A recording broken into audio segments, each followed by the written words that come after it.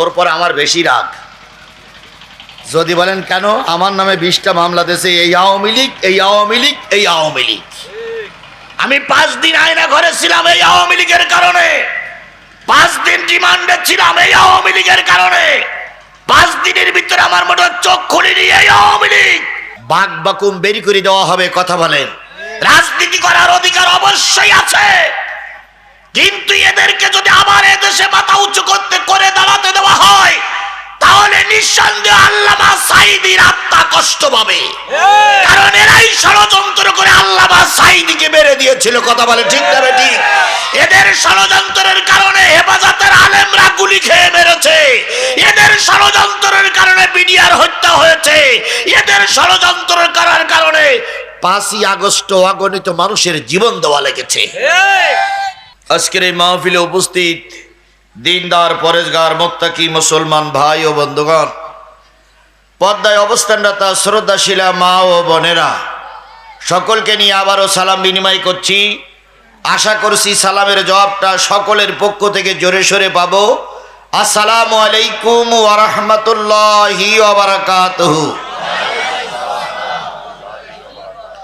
আল্লাহ পাকের দরবারে লক্ষ কোটি শুকরিয়া, যিনি প্রচণ্ড কাজের ভিতরে এখন মানুষের এমন ব্যস্ততা যে পায়খানা পেশাব লাগলেও সেই নিয়ে সারার মতন পরিবেশ নেই নাকি, সব মাঠে ঘাটে ব্যস্ত।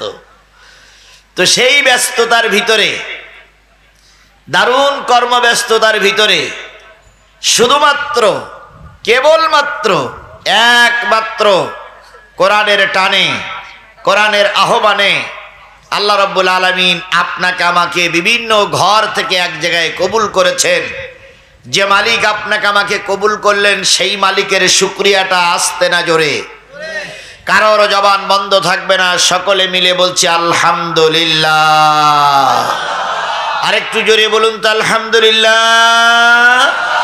আল্লাহ বলতেছেন, কুল লাউ কানাল বাহরু মিদাদান লিকালিমাতি রাব্বি লানাফিদাল বাহরু ক্বাবলা আন তানফাদা কালিমাতু রাব্বি ওয়ালাউ জিইনা বিমিসলিহি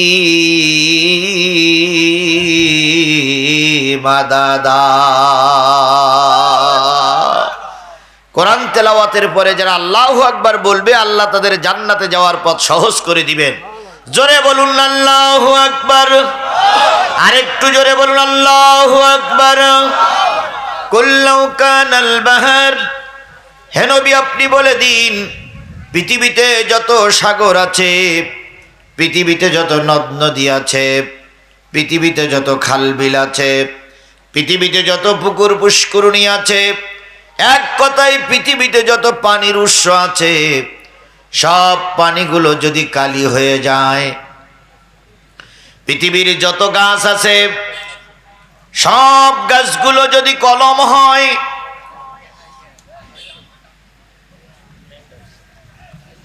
পৃথিবীতে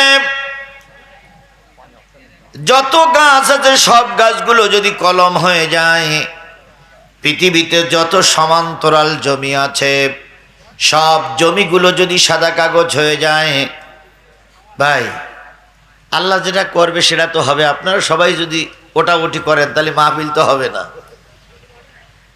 আল্লাহর উপরে আমাদের কিছু করার আছে? এই পর্যন্ত সময় যে আল্লাহ দিয়েছে এটাই তো আলহামদুলিল্লাহ নাকি? আচ্ছা বলুন তো, আপনাদের বাড়ি বেশি দূরে না আমার বাড়ি বেশি দূরে? তা আমার বাড়ি বেশি দূরে যদি হয় তা আমি ব্যস্ত না, আপনি এত ব্যস্ত হচ্ছেন কেন? আপনি তো এক দৌড় দিয়ে চলে যাবেন বাড়ি।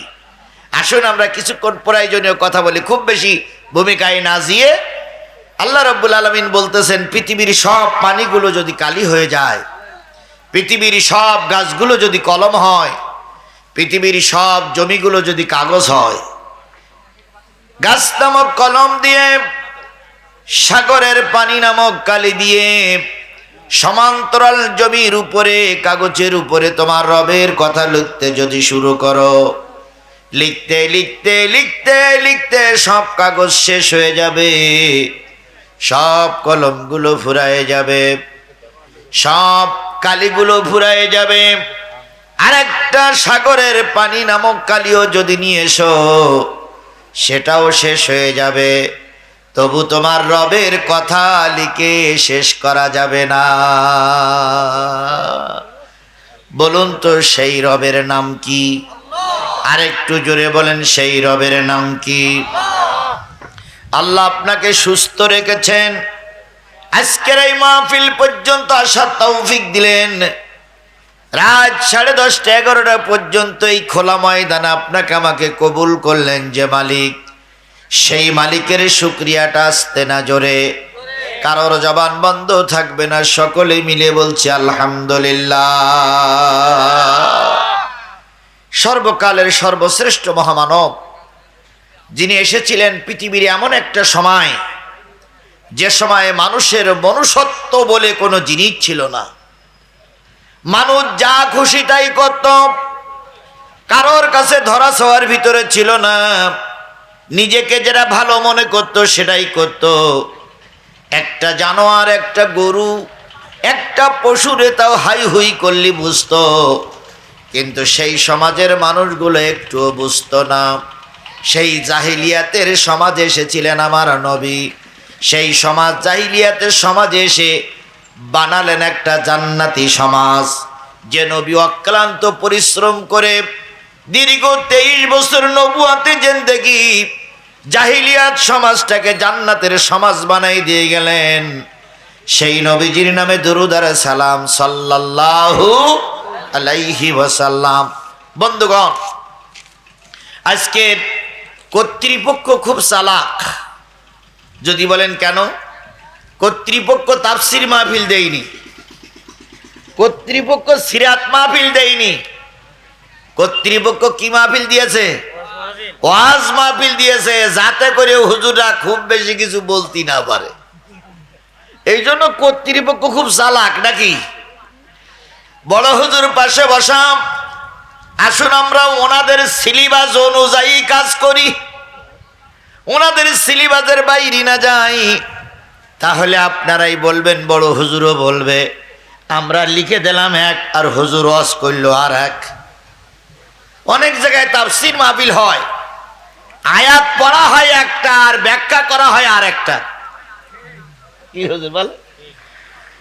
তারপরে দেখা যায় অনেক জায়গায় এমনও হয়েছে হুজুররা আয়াত পড়িছে, সে আয়াতের ধারে কাছেই যায়নি, ওয়াজ শেষ হয়ে গেছে। এখন এখানে আজকে যেহেতু বড় হুজুর বসা, গুলুঝুলু করার কোনো লাইন নেই। গুলুঝুলু যা হয়েছে বিগত 16.5 বছর হয়ে গেছে নাকি? এখন আর কোনো গুলুঝুলুর ব্যবসা চলবে না। কথা বলে, সব বক্তাকে সঠিক কথা বলতে হবে, সব বক্তাকে সত্য কথা বলতে হবে। আগের মতন তেল মারা ওয়াজ এখন আর চলবে না। কথা বলেন ঠিক না বেঠিক? যে বক্তাই তেল মারবে সেই বক্তাকে মঞ্চের থেকে জনগণ নামিয়ে দেবে। তাহলে এই মাহফিলটার নাম কি? ওয়াজ মাহফিল। ওয়াজ মাহফিল মানে হলো, ওয়াজ মানে নসিহাত, আর যেই মজলিসে মানুষকে নসিহাত করা হয় সেই মজলিসটার নাম হচ্ছে ওয়াজ মাহফিল। তাহলে আপনারা দিয়েছেন কি মাহফিল? তাহলে এবার ওয়াজ মাহফিলই যাই। আল্লাহ রাসূল বলতেছেন, আদ-দীনু নাসিহাতুন সালাসা কুল্লু লিমান ক্বালা লিল্লাহ ওয়া লিরাসূলিহি ওয়া লিকিতাবিহি ওয়া লিআইম্মাল মুসলিমিনা ওয়া আম্মাতিহিম। নবী বললেন, দিন একটা নসিহাত, দিন একটা উপদেশ, দিন একটা ওয়াজ, দিন একটা নসিহাত, দিন একটা উপদেশ।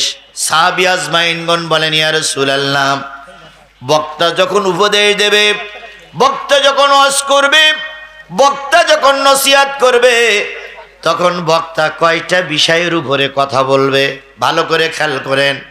তাহলে ওয়াজ মাহফিল যদি হয়, সাহাবীগণ বললেন বক্তা যখন ওয়াজ করবে তখন বক্তার বিষয় কয়টা জিনিস থাকবে, বক্তা কয়টা বিষয়ের পর ওয়াজ করবে? হুজুর বললেন, বক্তা যখন ওয়াজ করবে বক্তার আলোচনার বিষয় থাকতে হবে 5টা। কয়টা? 5টা বিষয় যদি আলোচনার সাবজেক্টে না থাকে সেটা ওয়াজ মাহফিল হবে না। এর চাইতে বেশি লোক হয়েছে বিএনপির সমাবেশে, এর চাইতে বেশি লোক হয়েছে জাতীয় পার্টির সমাবেশে, এর চাইতে বেশি লোক হয়েছে আওয়ামী লীগের সমাবেশে। বলুন তো সেইটারে কি ওয়াজ মাহফিল বলে? কি বলে? জনসভা, সমাবেশ। কারণ ওয়াজ মাহফিলে যে বিষয়ের পর আলোচনা করতে হবে, সমাবেশে সেই বিষয়ে আলোচনা হয় না, তাই ওইটা হয় সমাবেশ, এইটা হলো ওয়াজ মাহফিল। সাহাবী আজমাইনগণ বললেন সে জিনিসগুলো কি? নবী বললেন বক্তা যখন ওয়াজ করবে তখন সর্বপ্রথম বক্তা উঠেই আল্লাহর নাম উচ্চারণ করবে, আল্লাহর নামে প্রশংসা করবে। যেখানে আল্লাহর নামে প্রশংসা হয় না সেটা কখনো ওয়াজ মাহফিল, দ্বীনের পরিবেশের মাহফিল হয় না। জাতীয় সংসদে এর আগের এমপিরা ঘন্টার পরে ঘন্টা কথা বলতেন, একটা বারের জন্য আল্লাহ রসুলের নাম উচ্চারিত হতো না, বরং আল্লাহ এবং রসুলের নামকে উচ্চারণ করলে তাকে বলা হয়তো মৌলবাদ, তাকে বলা হয়তো রাজাকার, তাকে বলা হয়তো পাকিস্তানের দালাল, তাকে বলা হয়তো কি বলে মৌলবাদী তালেবানদের গ্রুপ। আল্লাহর কি খেলা! যারাই তালেবান বলে মৌলবাদ বলে গালিগালাজ করতো তারা গোষ্ঠী শুদ্ধ পালিয়ে গেছে, আর হুজুররা এখন গোটা দেশে মাতবাড়ি করে বেড়াচ্ছে। এ খেলা কার? আরো জোরে বলতে হবে, এ খেলা কার? বাবা ওই কারোর টাক দেখেছেন কারোর মাথায়? আচ্ছা বলেন তো একদিনই কি টাক পড়ে? একদিনই টাক পড়ে? কি হয়? আজকে দুটো চুল ওঠে, কালকে তিনটে নেই, পরশুদিন চিরনির মাথায় 22টা, বছর কানে পরে আয়নার সামনে যেয়ে দেখে সব টাক টাকা ফক ফকা, মানে কেউ নেই, সব ফাঁকা। তা আপনারা যেরম ভাবে উঠতেছেন,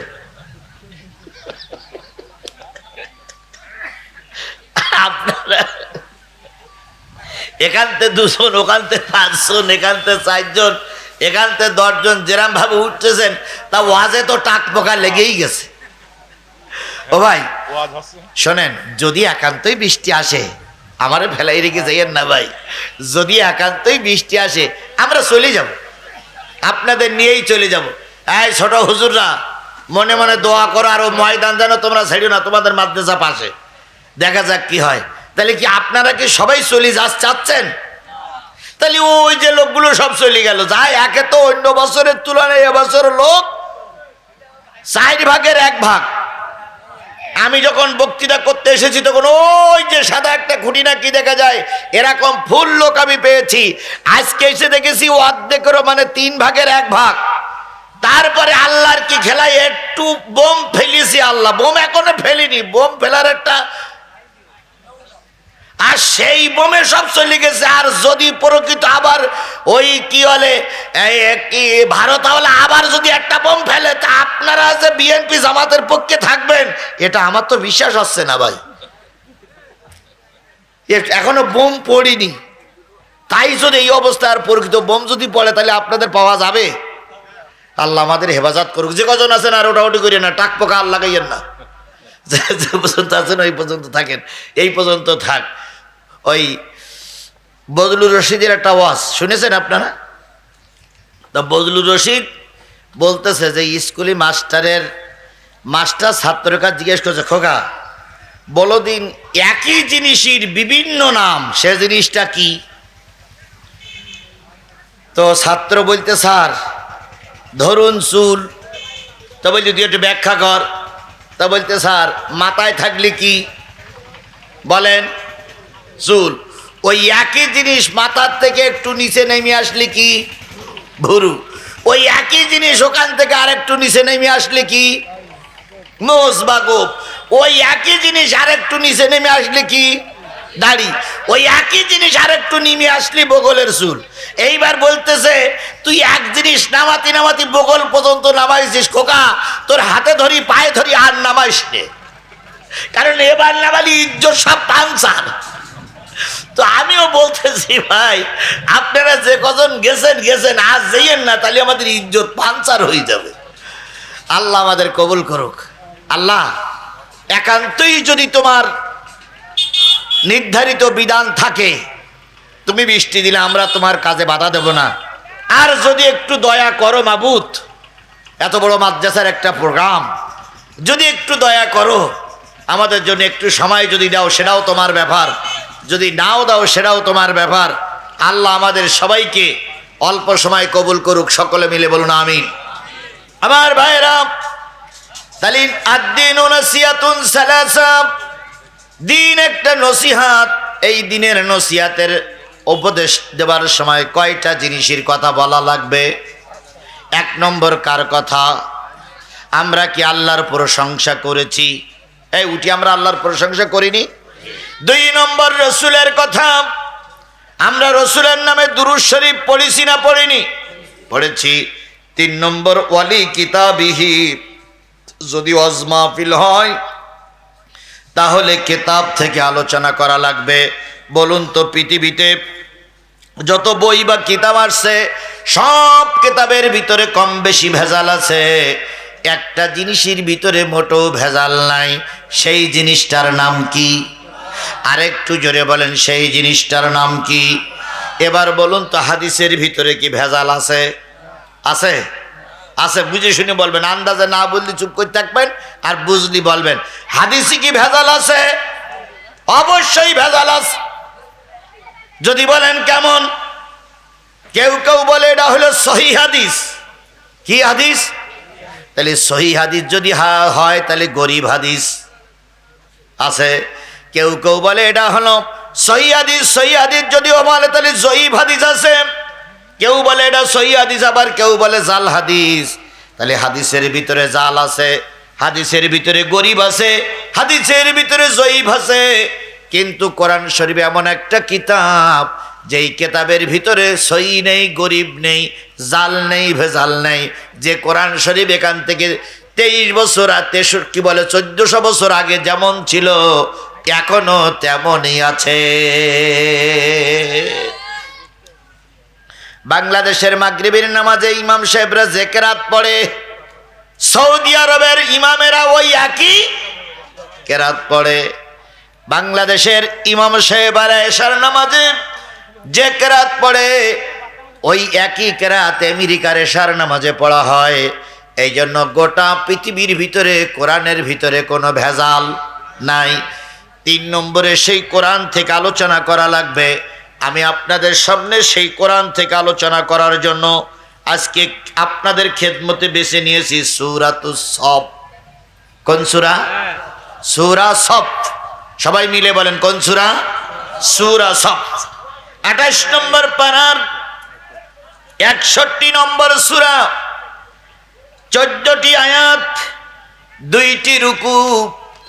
মদিনায় অবতীর্ণ যত সূরা সব সূরার ভিতরে থেকে একটা অন্যতম সূরা, নাম বললাম কি? সফ। সফ শব্দের অর্থ হচ্ছে সারিবদ্ধ, কাতারবদ্ধ, জামাতবদ্ধ। কাআন্নাহুম বুনিয়ানুম মারসুস, শীষে ডালা পাহাড়ের মতন, যাতে করে কেউ তোমাদের ধাক্কা দিয়ে ফেলাই দিতে না পারে। তোমরা যদি মজবুত হতে পারো, পাহাড়ের মতন অটল থাকতে পারো, সমস্ত গুলি তোমাদের বুকের পরে পড়লেও তোমরা ময়দান ছেড়ে দেবা না। কথা বলেন ঠিক না বেঠিক? তার জ্বলন্ত প্রমাণ নেন। বিগত 16 বছর জামাত বিএনপি ময়দানে আন্দোলন কম করিনি। জামাতের নেতা লিডাররা ময়দানে নেমেছে, গুলি খেয়ে বাড়ি এসেছে। যদি গুলি না খেয়েছে, মামলা খেয়েছে, রিমান্ড খেটেছে, তারপরে ঘর বাড়ি ছেড়ে পালিয়ে থেকেছে। বিএনপির লিডাররাও একই কাজ। অনেকবার বড় বড় সমাবেশ করেছে, কিন্তু এই ফেরাউনির বাচ্চারা নামাতে পারেনি। এ ফেরাউনের বাচ্চা এমন কায়দা করে বসেছিল যে আগের ফেরাউন যদি এসে দেখতো তো এই ফেরাউনের সালাম দিয়েও বিদায় নিত। আমার বিশ্বাস এই 16 বছরেরা যতদিন ক্ষমতায় ছিল ইবলিস শয়তানও বাংলাদেশে ছিল না। কারণ ইবলিস শয়তান এদের বুদ্ধির কাছে কি হার মেনে গেছে। ইবলিস শয়তান বলেছে শেখ হাসিনা যতদিন থাকবে ততদিন আমি এই এলাকায় থাকবো না। যদি বলেন হুজুরের আপনার বানানো কথা, এইবার আমি প্রমাণ দিচ্ছি। বলুন তো, রোজা শেষ হয়ে গেছে, এখনো কি 1 মাস হয়েছে?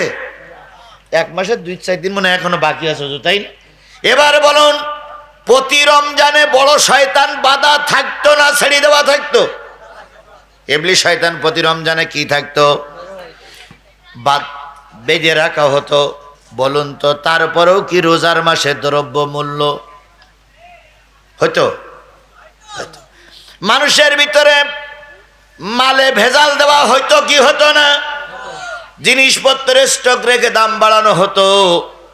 প্রতি বছর দেখা যেত যে ওরা অনেক চেষ্টা করে কিছুই করতে পারত না। কারেন্ট ঠিক মতন দিতে পারত না।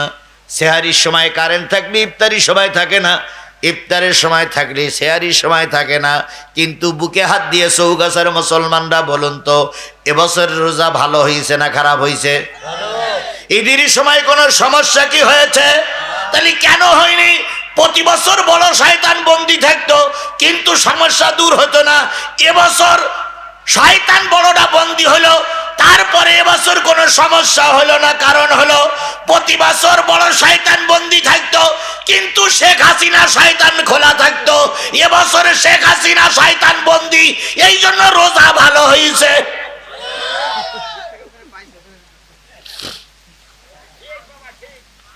ঠিক বাবা ঠিক বলে চলে গেলে হবে? বলতে ঠিক বাবা ঠিক বললে উনি চলেই যাচ্ছে। ঠিক বাবা ঠিক বলে উনি বাড়ি যাচ্ছে, তাহলে কি বলি? আমার ভাইরা, তাহলে হাসিনার শয়তান বন্দী থাকার কারণে এবার রোজা রমজান ঠিক মতন পালন করা গেছে। কথা বলেন ঠিক না ঠিক? আমরা চৌগাছার মানুষ শপথ দিচ্ছি, এইভাবে আমরা শান্তিতে থাকি, শেখ হাসিনা নামক শয়তান যেন আমাদের দেশে আর না আসতে পারে। রোজার মাসে আওয়ামী লীগের নেতা কর্মীরা ফেসবুকে স্ট্যাটাস দিল যে রোজার সময় আমাদের আপা বাড়ি আসবে। আপা, জি আপা বাড়ি আসবে। আমরা মনে করলাম আসলেও আসতে পারে, ভারত বিশাল দেশ তো, হয়তো বাড়ি পাঠালেও পাঠাতে পারে। ও আল্লাহ, ঈদের দিন ফজর ওয়াক্তের থেকে সব সেনাবাহিনীরা বিজিবিরা টহল দিল যে কোন দিক থেকে ঢোকে, কিন্তু ঢুকলো না। এখন আবার বলতেছে রোজার সময় ম্যাডাম একটু অসুস্থ ছিল, এবার খেয়ে দিয়ে সুস্থ হচ্ছে, সামনের কুরবানিতে নাকি ম্যাডাম আসবে। আমরাও বলতেছি সরা আগে ধার দিতাম একটু কম করে, এবার থেকে সরার ধারটা একটু বেশি হবে। কারণ ঈদের সময় সাধারণত আমরা ছুরিটি ধার দেই কি জবাই করার জন্য? গরু জবাই করার জন্য। এবার ওই একই ধার দিয়ে গরুও জবাই করা লাগবে, শেখ হাসিনারও জবাই করা লাগবে। এই জন্য ধারের মাত্রা এবার বেশি করা লাগবে।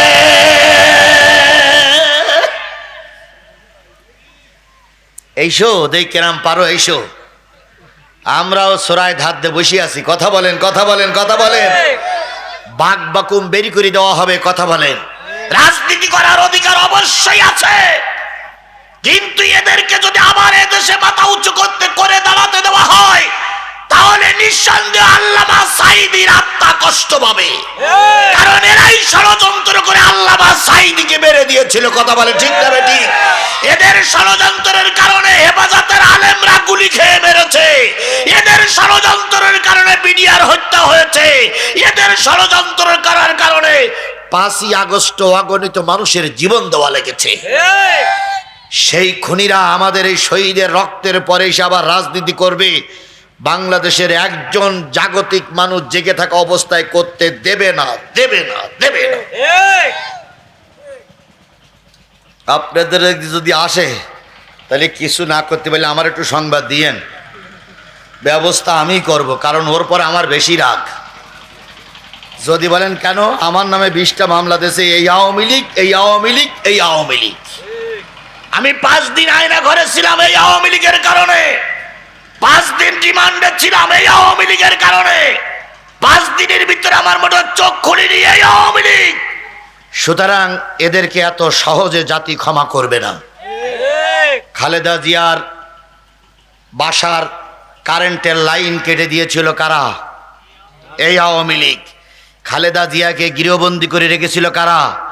এই আওয়ামী লীগ খালেদা তারেক জিয়াকে মেরে পঙ্গু করে এদেশ থেকে বাইরে বের করে দিয়েছিল, এখনো ফিরতে পারেনি, তার জন্য দায়ী এই আওয়ামী লীগ। সুতরাং এদেরকে ক্ষমা করে দিলে মৃত্যুবরণকারীরা কষ্ট পাবে। কান্নাহুম বুনিয়ানুম মারসুস, এমন শীষে ডালা পাহাড়ের মতন দাঁড়িয়ে যাবে। আওয়ামী লীগ কেন, ভারত কেন, গোটা দেশের সব যদি তোমাদের বিরুদ্ধে লড়াই করতে আসে, তোমরা ময়দান ছেড়ে দেবা না, কারণ তোমরা এই দেশের নাগরিক। তোমাদের বুকের পথ দিয়ে বুলডোজার চলে যাবে, তবু ময়দান ছেড়ে দেবা না, এটাই হলো আল্লাহর বিধান। ছাত্ররা যখন রাস্তায় নামলো, বুড়োরা যখন পারল না, বুড়ো বিএনপি যখন পারল না, বুড়ো জামাত যখন পারল না, ছাত্ররা রাস্তায় নামলো, প্রাইমারি, হাই স্কুল, কলেজ, মাদ্রাসা, ভার্সিটি, তারপরে কি নারী পুরুষ, রিক্সাওয়ালা, ভ্যানওয়ালা যখন রাস্তায় নামলো, ওরা গুলি চালালো। একটা লাশ পড়লে 4টা দাঁড়ায়, 2টা লাশ পড়লে 8টা দাঁড়ায়, 3টা লাশ পড়লে 12টা দাঁড়ায়। যখন লাইন দিয়ে দাঁড়িয়ে যায়, বাধ্য হয়ে সেনাবাহিনী, পুলিশ, র্যাব, বিজেপি পিছু হটতে বাধ্য হলো। আল্লাহ বলতে কান্নাহুম বুনিয়ানুম মারসুস, কাফেররা যতই বড় শক্তিশালী হোক, তোমরা শীষেডালা পাহাড়ের মতন রাস্তায় দাঁড়িয়ে যাও, ওরা তোমাদের দেখে পালিয়ে যেতে বাধ্য হবে। আধারে ভয় পেও না, আধারে ভয় পেও না, আলো আছে আড়ালে, জালিমেরা পালিয়ে যাবে, তুমি উঠে দাঁড়ালে। আধারে ভয় পেও না, আধারে ভয় পেও না, আলো আছে আড়ালে, জালিমেরা চলে যাবে, তুমি রাস্তায় দাঁড়ালে। এই সূরাটার নাম কি বললাম? সব শব্দের অর্থ আছে সারিবদ্ধ। এই সূরাটা নাজিল হলো অহুদের যুদ্ধের পর। বিশেষ করে এই 14টা আয়াতের ভিতর থেকে আমি আপনাদের সামনে পড়েছি 10, 11, 12, তাহলে কয়টা আয়াত? 3টা আয়াত। 3টা আয়াত যখন নাজিল হলো, আল্লাহর নবী তখন সবেমাত্র মদিনার একটা ছোট্ট রাষ্ট্র গঠন করেছেন। সেই রাষ্ট্রের লোক সংখ্যা খুবই কম, সেই রাষ্ট্রের পরিধি ব্যাসার্ধ খুবই কম, সেই রাষ্ট্রের লোক সংখ্যা কম, সেই রাষ্ট্রটা ছোট রাষ্ট্র। সেই ছোট রাষ্ট্রের প্রধান হলেন, রাষ্ট্রপতি হলেন, সেই রাষ্ট্রের প্রধান হলেন আল্লাহর নবী মুহাম্মদ রাসূলুল্লাহ সাল্লাল্লাহু আলাইহি ওয়াসাল্লাম। চৌগাছার মুসলমানেরা, নবী রাষ্ট্রের প্রধান, নবী রাষ্ট্রপতি, কাজটা কি ঠিক? বুঝে শুনে বললেন, কাজটা কি ঠিক? আবারও বলেন, কাজটা কি ঠিক? নবী দেশের রাষ্ট্রপতি হবে, নবী দেশের নায়ক হবে, নবী দেশের প্রধান হবে। কাজটা যদি ঠিক হয়, তাহলে নবীর উত্তরসূরিরা তো আলেম, তাই তো নাকি? এই আলেমরা নবীর উত্তরসূরি নয়? নবীর পরে নাজিল হয়েছিল কি? এই আলেমরা তো সেই কোরআনের কথাই বলে, বলে না? তাহলে আলেমরা নবীর উত্তরসূরি।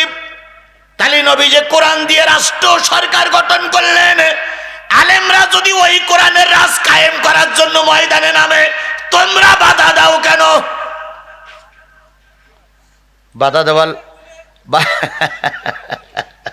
বাধা দেওয়া লোক আছে না নাই?